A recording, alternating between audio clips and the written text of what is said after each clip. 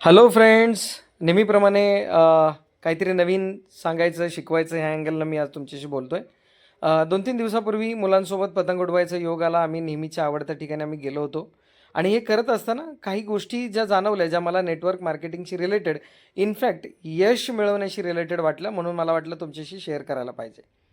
आम्ही बघितलं की सुरुवातीला पतंग उडवताना खूप सारी मेहनत लागते, खूप सारं स्किल लागतं.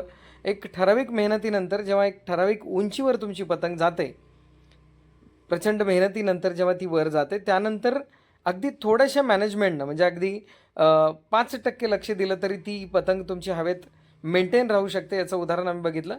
आम्हाला खूप वेळ लागला पतंग वर जायला, पण आता तुम्ही बघताय की माझा धाकटा मुलगा तन्मय जो दुसरीला आहे, आता तो दुसरीतला मुलगासुद्धा ही पतंग या उंचीवर हँडल करतो आहे.